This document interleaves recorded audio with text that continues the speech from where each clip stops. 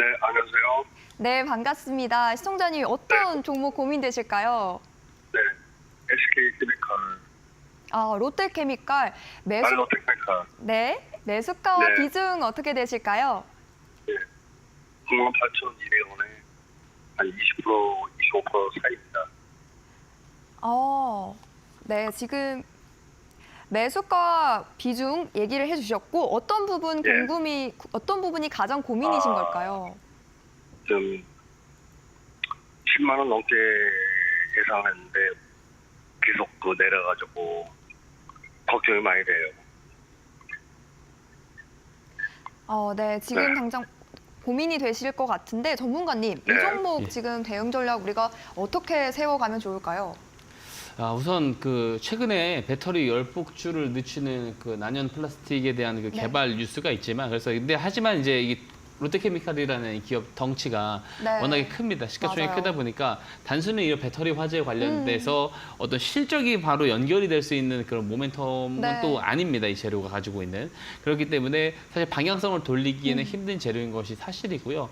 그리고 석유화학 쪽에 대한 그 매출을 우리가 좀 잘 살펴봐도 동사가 이제 지금 계속 적자, 3년 연속 적자를 조금 기록을 할 거예요. 올해도 한 2,500억 정도 영업이익 마이너스 적자가 나올 것으로 좀 전망이 되고 있고요. 다만 이제 내년 정도부터 조금 흑자 전환을 해서 올라갈 가능성이 높아 보입니다. 그래서 이제 화학 쪽이라든지 2차 전지 쪽이 저는 내년 한 하반기가 조금 그래도 기대해볼 만하다.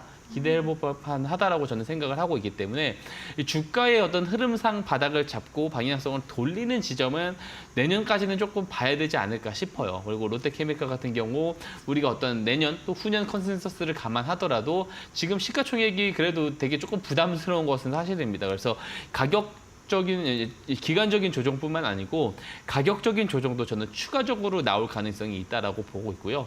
아마 시청자님 매수 단가와 비중이 상당히 조금 높습니다. 비중도 한 종목에 너무 많이 가지고 계신다라고 생각을 하고요.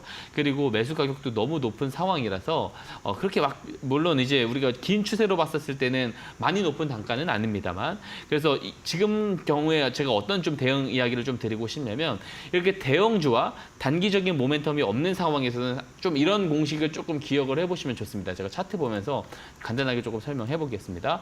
보면 이제 이 노란 선이 60일선이거든요.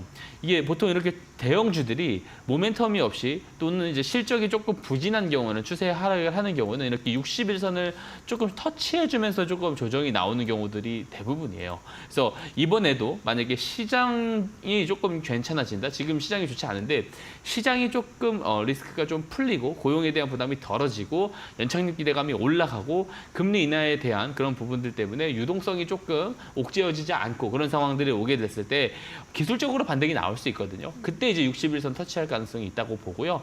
지금 60일선이 위치해 있는 것이 시청자님 매수가와 되게 밀접해요. 그렇기 때문에 네. 60일선까지 그냥 반등이 나왔을 때 조금 정리를 보는 것이 어떨까. 기회비용 차원에서 정리를 한번 해보자. 이렇게 조금 의견 마무리 드리도록 하겠습니다.